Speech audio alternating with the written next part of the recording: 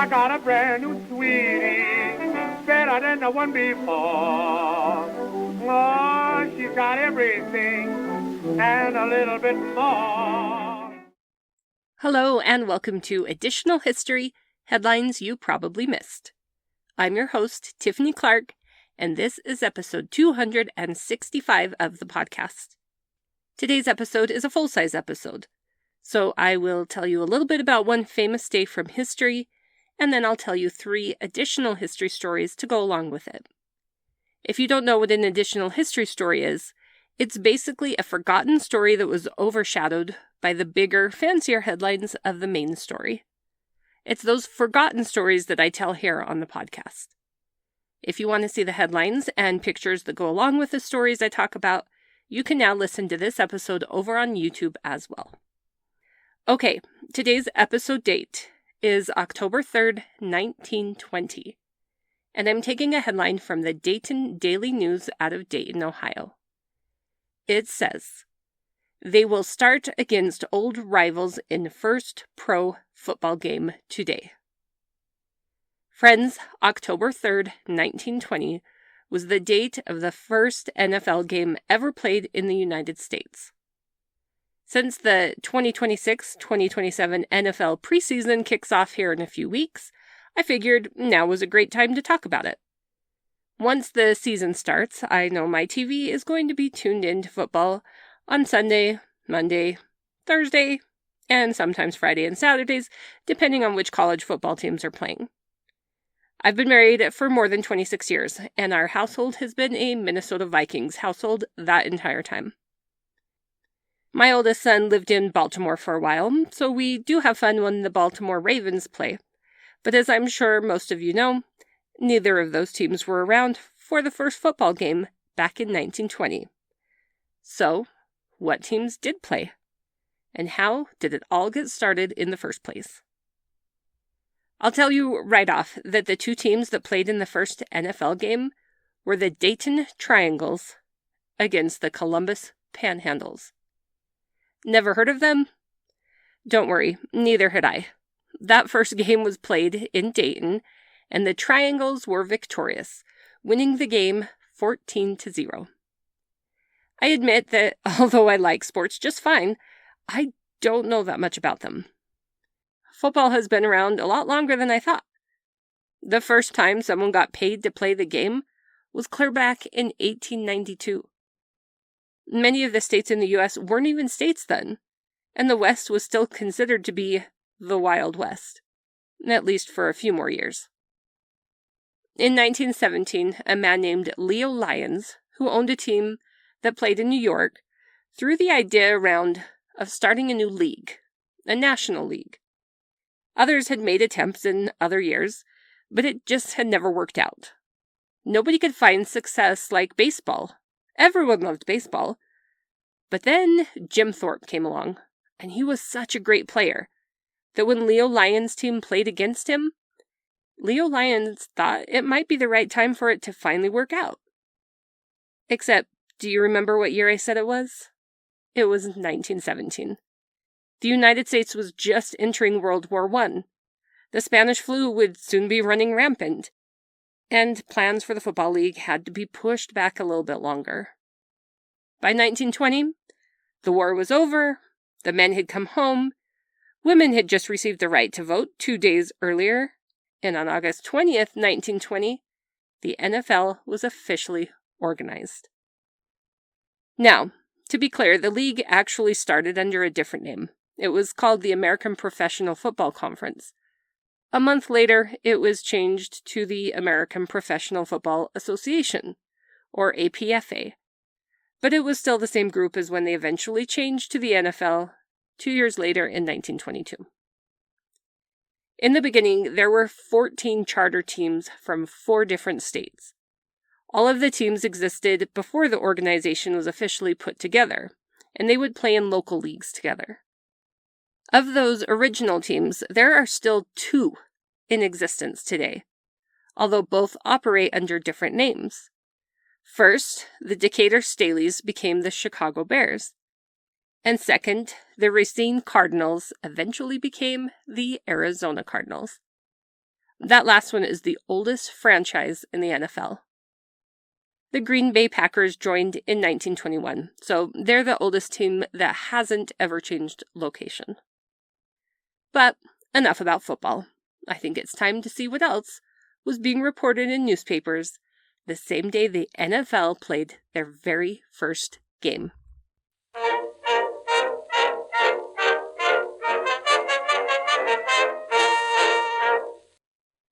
For my first additional history story of the day, I'm taking a story from the Buffalo Sunday Times out of Buffalo, New York. The headline says, "Ought the faithless wife pay the penalty for her husband's vengeance?" This is kind of a fun, century-old true crime story. It took place in Los Angeles a year earlier, but at the time the NFL was being formed, this case was going to trial. One day, the police department there in LA received a call from a man who identified himself as Captain Charles L. Stokes. He was a captain who had just recently been released from the U.S. Army. He told the police that he needed them to come to his house because an intruder had just invaded his home and he had killed the man. Captain Stokes told them that he would be waiting for them at the home of his father-in-law, a man who was the former mayor of Los Angeles. Now, I assume this wasn't the kind of call the police got every day, especially when it involved high-profile people. So they hurried to arrest Captain Stokes and get some more details on what exactly had transpired. You might be thinking that the body of the intruder was inside Captain Stokes' home, or maybe lying in the front yard. But that's not at all what happened. Captain Stokes led the police to a ravine that was just outside the city limits, pointed down into it, and there was the body of a man. The man had 5 gunshot wounds, and he had clearly been beaten with a club that was found nearby. The man was Dr. Ernest E. Roberts, and he was a wealthy, well-known doctor in the area. Definitely not a burglar like the cops were probably expecting. So, what exactly happened? Well, Captain Stokes wasn't holding anything back, and it didn't take long for the whole story to come out. Apparently, while Captain Stokes was serving in the army, fighting in France, Dr. Roberts started coming around to his house and giving a lot of special attention to Mrs. Stokes. It didn't take long for their relationship to turn into a full-blown affair. When Captain Stokes was discharged from the army and returned home to his wife, the doctor didn't stop the affair. Instead, he just started going to visit the wife at her home in the middle of the day while Captain Stokes was at work running his business. The affair continued on for quite a while, and it's not completely clear how Captain Stokes found out about it. But he did learn of the deceit. Instead of flying off the handle, he confronted the pair at his home and told his wife that she had to choose between the two of them. Mrs. Stokes got a little bit hysterical and told her husband that she couldn't choose between him and the doctor because she loved them both. Well, Captain Stokes basically told her that since it was a tie and she couldn't choose, by default, he was the one she should be with since they were, married. He said it was his right as her husband to demand that she stop seeing Dr. Roberts and discontinue their friendship. Mrs. Stokes agreed to this, and she promised that she wouldn't see or speak to Dr. Roberts anymore. Remember, Dr. Roberts was there, in the house, for all of this conversation. He agreed to the terms and told Captain Stokes that he would no longer pursue his wife. Everything seemed to be going fine, at least for a few weeks. Then, one afternoon, about a month after that confrontation, Captain Stokes went home early, and guess whose car was parked in his driveway? Yep, Dr. Roberts was there. He and Mrs. Stokes had never actually stopped their affair. Captain Stokes stood in his driveway for a few minutes, trying to decide what to do. Confronting his wife and her lover again wouldn't put a stop to anything, so he decided to try something else. He walked into his garage, and he found a club. He was going to give the doctor a beating, just enough to rough him up a bit. Captain Stokes really didn't know that much about the doctor, and didn't know if he would have a weapon on him, but he stuck his own revolver in his pocket just in case the doctor was armed. By the time the captain came out of his garage, Dr. Roberts was outside and climbing into his car. Mrs. Stokes was standing on the porch, waving goodbye to him. Rage filled the captain, and he ran and jumped on the running boards of the doctor's car and began hitting him over and over with the club in his hands. It didn't take long for the doctor to lose consciousness, and he crumpled onto the seat of his car. Captain Stokes pushed the doctor's lifeless body across the seat and climbed into the car behind the wheel. He figured he would drive the doctor back to his house and leave him and his car there. When the doctor woke up, hopefully he would have learned a lesson and wouldn't be coming back to the Stokes home anymore. Except, Dr. Roberts regained consciousness earlier than anticipated. He sat up and punched Captain Stokes while he was driving. Then he grabbed the wheel, trying to take control of the car. The captain began to fight back, and soon they were in a full-blown fight in the front seat of the car. Since nobody was paying attention to the steering wheel, it didn't take long for the car to veer off the side of the road and down the embankment into a ravine. Both of the men were banged up and shaken up from the car crash, but they crawled out of the wreckage and began to fight again. The captain told the police that Dr. Roberts began to shriek at him, saying, quote, "Why don't you give her to me? Why don't you let me have her? She has given herself to me and is my wife before God in everything." Yeah, Captain Stokes really didn't like the doctor making the claim that Mrs. Stokes was basically already his wife. It made him so angry that he pulled out his revolver and pulled the trigger over and over, shooting the doctor 5 times. The doctor dropped to the ground. He was dead. From there, Captain Stokes walked up the embankment and to the home of his in-laws, where he told them the entire story. While the captain and his father-in-law waited for the police to come, his mother-in-law rushed to the Stokes home to be with her daughter, since the news of what happened was sure to spread quickly. So, what are your thoughts so far in the story? Was Captain Stokes guilty of murder, or of self-defense, or something else? Well, I read through a few articles, and it wasn't super clear exactly what happened at trial, but I believe that Captain Stokes pled guilty, although I'm not sure to what, because he didn't want his family to suffer through a long trial. And there was some roundabout way of looking at and interpreting the laws that made it so that Captain Stokes was released on probation, with probation being 10 years long. To get that probation, he just had to promise he wouldn't kill anyone again. Yes, Captain Stokes was released and didn't have to serve prison time for the murder he admitted to. The judge told him that he hoped his case would serve as a lesson for other men who were out there purposely having affairs and breaking up homes, and show them just how hazardous their actions could be. He also hoped that in the future it would, quote, "protect innocent children of the community against the acts of persons whose consciences seem to afford no safeguards." Now, this case would have made headlines just for the fact that Captain Stokes got off on probation only, and the fact that the judge pretty much said that Dr. Roberts deserved what he got. But what the judge said next was what had people really debating the case. You see, Mrs. Stokes attended the hearing with her husband, and stood next to his side through it all. When it came time for the judge to announce his decision, he had Mrs. Stokes stand next to her husband, and then he said this: "The person most to blame in the sight of God for this entire tragedy is Mrs. Stokes, but she is not before me for sentence. If anyone can suggest how I could include her in any action, I should be glad to do so." He continued and basically said that the only reason he was making Captain Stokes' probation so long was because he didn't trust Mrs. Stokes not to have another affair, and he wanted her to have the fear of her husband having to go to prison hanging over her to prevent her from cheating again. Wow. The judge put the blame on Mrs. Stokes. Do you agree that she was at least somewhat to blame?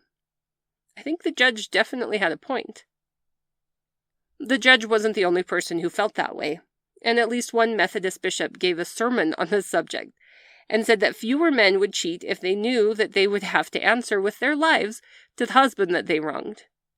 The bishop said he hoped women would stop cheating too, if they knew that they might have to be the one to pay for their husband's actions. Not everyone agreed with the judge, of course, and the reverend, and they argued that the guilt a wife would feel if something happened to her lover at the hands of her husband would be punishment enough, and that the guilt would be worse than hanging or imprisonment. Mrs. Stokes agreed and said she couldn't eat or sleep without thinking about the mess she had caused, especially when she was at home, sleeping in her comfortable bed while her husband was in the jail, sleeping on a cot. So, what happened in the end? Captain Stokes forgave his wife and returned home to her and his children. He even went so far as to reach out to all of their friends to tell them that he had forgiven his wife, and he wanted them to forget the tragedy ever happened and forgive her too. Mrs. Stokes said he was as gentle as ever and that their relationship was strong. I hope it stayed that way.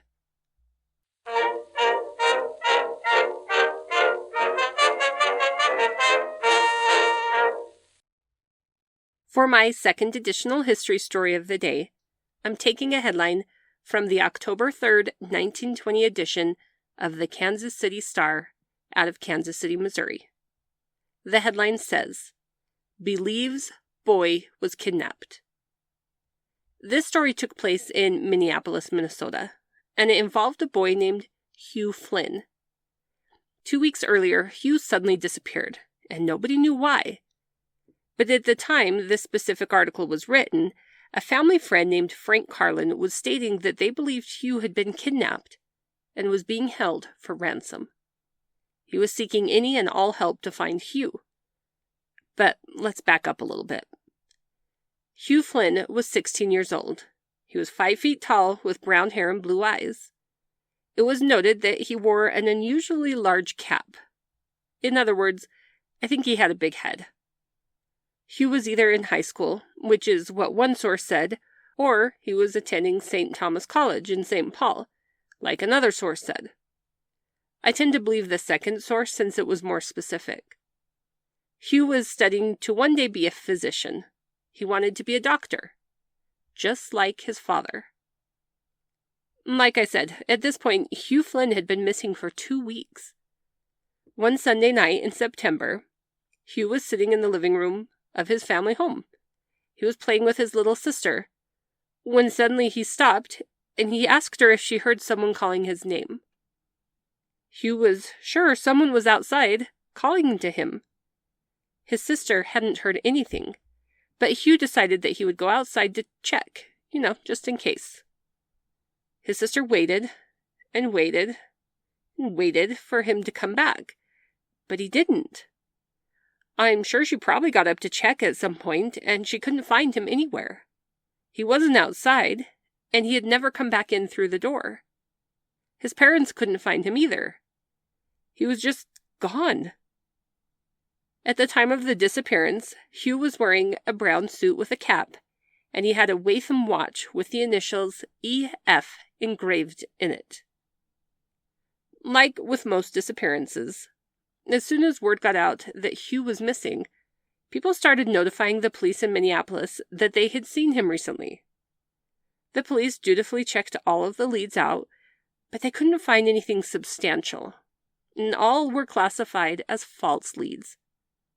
The supposed sightings of Hugh came in from all over the place, including as far away as Chicago. Then something else strange happened. It turns out that the man named Frank Carlin, who said he was acting on behalf of the Flynn family, claiming that they all believed Hugh was kidnapped, was lying. Hugh's mother adamantly denied that she had given him permission to speak on the family's behalf, like he claimed. She felt that if Hugh had been kidnapped, a ransom would have been asked for by that point. Again, it had been 2 weeks, but nothing of the sort had been asked of the family. The cops insisted that clues were still coming in, though, and they promised to investigate them all. Pretty soon, the story of Hugh Flynn had spread across the country. One newspaper out of Spokane, Washington, reported that people believed Hugh had willfully traveled to one of the big cities out west, so Catholic school children were being warned to keep an eye out for him there in Spokane, just in case. Some believed that Hugh might have traveled to Los Angeles, so an extensive search was organized there, just in case. But again, no trace of him was found in California.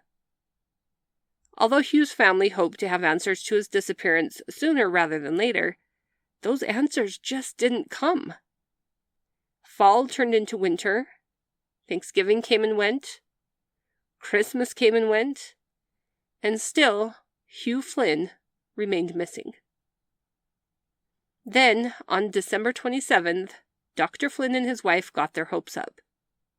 Out in Miles City, Montana, 3 teenage boys were pulled out of a rail car at a train station.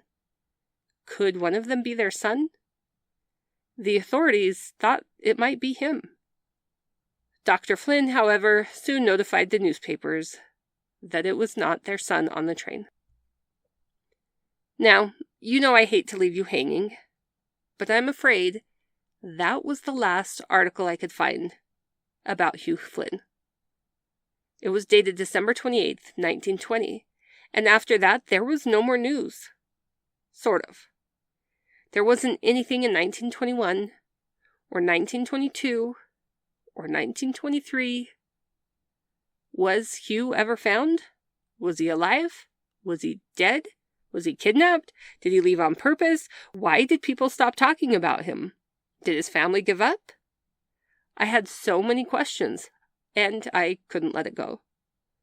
Eventually, though, I started to see Hugh's name in papers again. At least I'm 99% sure it was the same Hugh. If it was, he was going to school at the University of Minnesota, and he was very involved in some sort of Catholic student association. There was never an explanation of where he was, or when he came back home. Was it months or years? Who knows?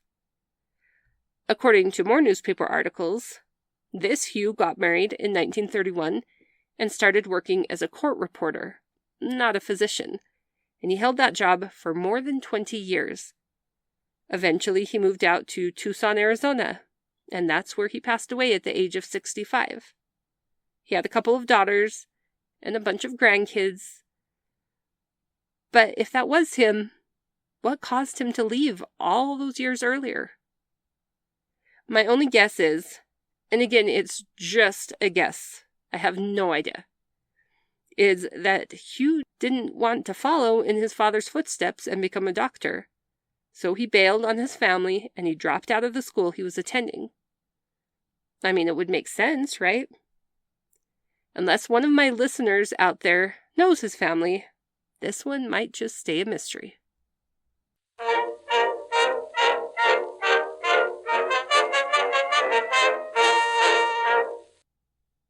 For my third and final additional history story of the day, I've got an interesting court case for you.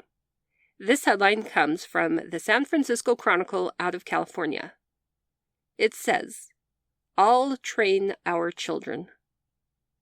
Then it has a very long subheadline. It says, "How Professor Festus Owen's attempt to save his delinquent and incorrigible sons from being spoiled by too much mother love has been thwarted by a divorce court judge who has children of his own." Yeah, it's going to be an odd tale. Festus Owen was born in December of 1877, somewhere in the Los Angeles area. He seemed to be a well-rounded man, and according to at least one article, he had a fine physique. He stood at 5 feet 11 inches, and he loved sports. He also excelled at music. Being so well-rounded, it's probably not surprising that Festus pursued education as a career. And by the time he was in his mid-20s, he'd already been a professor for a couple of years at Northwestern University's Evanston Institution. In 1904, he was hired by the University of Southern California to run their Greek department. Upon being hired, the school said, quote, Great care has been taken in making a selection for this responsible position, and faculty and trustees are greatly pleased with the results.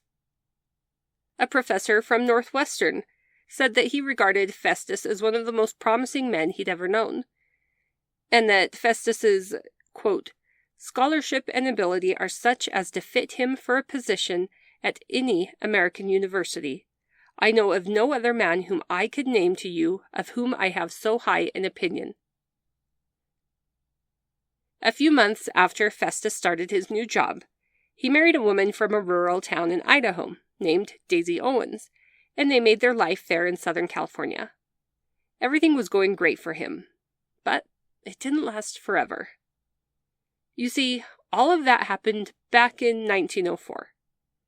By 1920, when the NFL was first getting its start, Festus was head of the psychology department at USC, and he was making headlines again. But this time, it wasn't for good things. In the spring of that year, Festus decided to seek a divorce from Daisy, and the announcement was printed in the Trojan, which was USC's newspaper.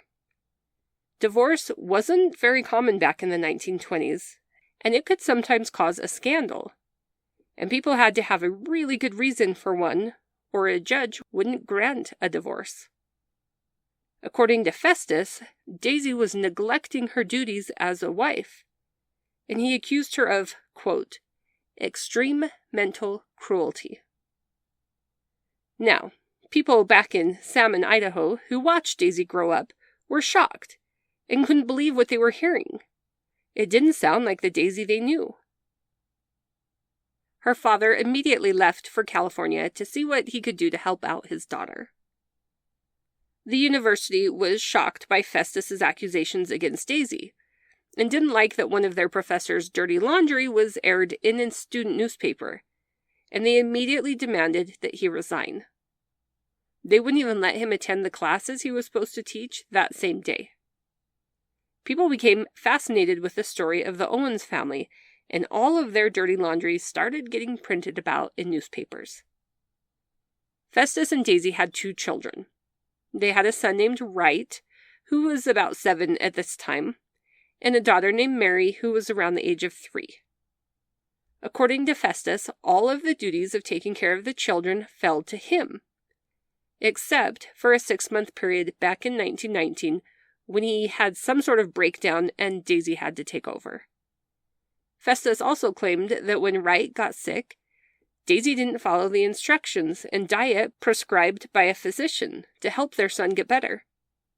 Because of this, Wright became anemic and even more sick than he had been before. Festus said that he was, quote, a man of high education, and that such conditions as those described were abhorrent to him, causing extreme mental suffering and anguish. He said that his home and his kids were in bad condition, and he blamed it all on Daisy. He was seeking a divorce, and he wanted full custody of his kids. But this was just the tip of the iceberg, so to speak. Sometime earlier, Festus had decided that he didn't like how Daisy was raising the kids. He believed that Wright and Mary were delinquent and incorrigible. Festus wanted intervention, so he and his sister Belle and a teacher named Mrs. Hamilton started some sort of school where at least Wright had to learn how to properly behave. Remember, I mentioned a bit ago that Festus was the head of the psychology department at USC, and everything he did had to do with psychology. He raised his son Wright along psychoanalytical lines. In Festus's mind, children didn't need toys or candy or books or cookies or their mother's love, or pretty much happiness of any kind. Well, some of the newspapers printed the horrible things that little Wright and Mary Owens did to make their father believe they needed to be taken from their mother and taught how to behave by someone well educated in psychology, like himself. First, the children didn't go to sleep when they were told to. Second, Mary smiled and cooed when her mother tickled her. Third, Wright dared to play with a neighbor's child. Fourth, Daisy would sometimes let the children climb into her bed. Fifth, Wright once came to the dinner table with dirty hands. Sixth, they were given cookies between meal times, even though they shouldn't have been hungry. Seventh, Wright didn't rake up the leaves when he was asked to. Eighth, the kids sometimes left their toys in the yard, even though they had been taught to put their things away when they were done with them. I mean, can you imagine the horrors of having two little children that were so disobedient? I feel it's important to remember, too, that their ages were 7 and 3. So, what was supposed to be happening? According to the handbook of the school where Wright attended, he should have only been allowed to have 1 raw carrot, 1 roll, and a cup of milk for lunch each day. But Daisy was sneaking him extra food. She claimed that Festus's so-called prescriptions for him were what was making him sick and anemic and constantly losing weight. The doctor Daisy saw about it agreed with her and told her that there was absolutely nothing wrong with Wright, but that he was starving. That doctor's prescription was to just let the poor child eat. Daisy tried to defend herself, and she said, quote, "I loved my husband. I love him now. I love my babies. I loved to caress them, to feel the touch of their soft skin when they were small. Until this came along, I was ideally happy. I was never aware that I shirked my household duties. I made all my baby's clothes. I even made my husband's gown when he took his master's degree. And I remember he was very proud of the gown. And I was ideally happy. I tried the best I could, but could not control my affections. I could not help but kiss them." Daisy also claimed that Festus's school, and those who worked at it, had turned Wright into a very critical little boy. One day she was visiting a neighbor, and Wright was with her. He outright told the neighbor that her windows were very dirty and she needed to clean them. Not usually the thing you say when you're a guest in someone else's home. Daisy was very embarrassed. Well, all of this stuff, plus more, came out in court during the divorce trial. When everything was said and done, and evidence presented, the judge didn't even hesitate before he gave his verdict. The judge said that he had no experience in psychology, but he was one of 12 children and had 3 children of his own. He was also older than Festus, and that gave him experience and wisdom too. The judge said that the Owens kids seemed just like his own children or any other ordinary children.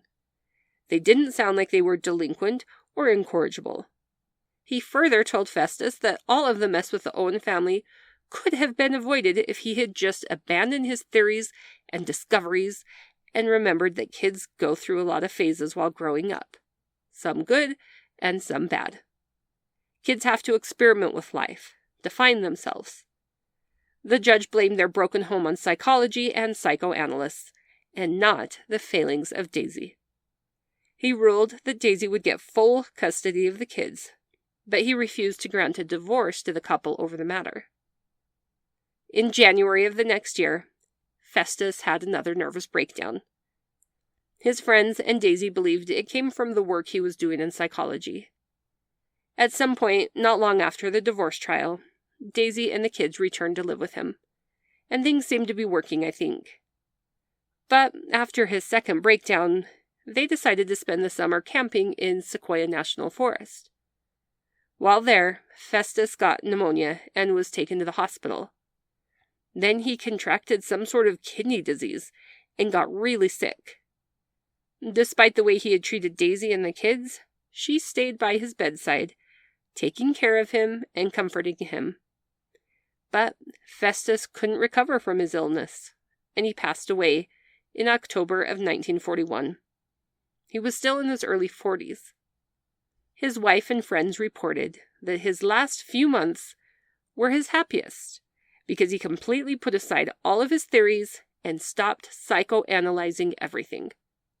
Upon his death, people asked Daisy if she'd forgiven her husband for what he had done, and she said there was nothing to forgive, and blamed the psychology and Freudian theories instead.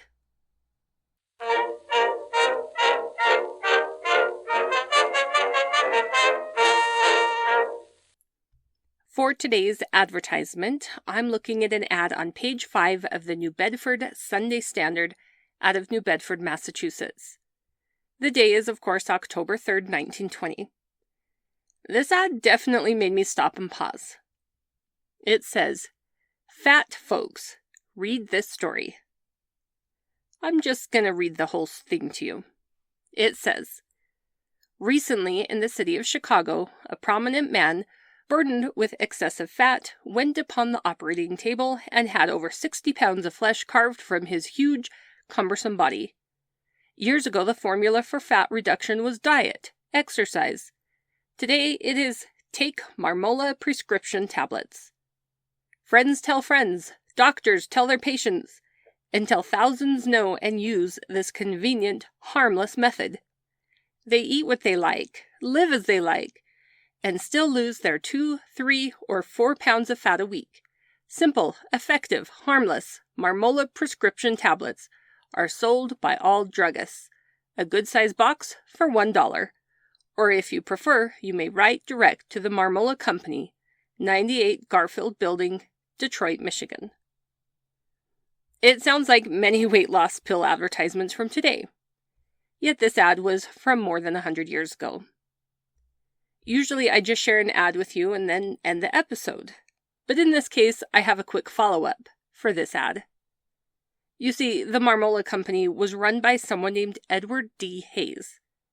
He was notorious for selling questionable medicines, but somehow he managed to dodge the post office, the Federal Trade Commission, the federal courts, and the Better Business Bureau for many years. And then one day, he messed up, and he got fined $5,000, the equivalent of $80,000 in today's money. And he had to destroy his client list that had 500,000 names on it. According to an article from Time magazine, printed in 1935, Marmola was his latest scam, and this is what that article had to say about it. Like all thyroid preparations, Marmola may cause a user to drop dead or cripple control of his heart, unless a physician stands by to control the dosage and reduction in weight. Those are pretty serious accusations and consequences from taking a medicine. I mean, it can't get much worse than death, right? In 1935, when this article came out, multiple agencies were trying to find ways to block Edward Hayes from selling the medicine, but so far they hadn't been successful. They decided to try a different tactic, and that time they threatened to take away the licenses of 21 different radio stations from the East to the West Coast if they continued to advertise Marmola. I won't go into all the boring details, but suffice it to say, Marmola was a bit controversial. Friends, thanks for listening to today's episode. I hope you learned something new, and I hope your NFL team does well this season.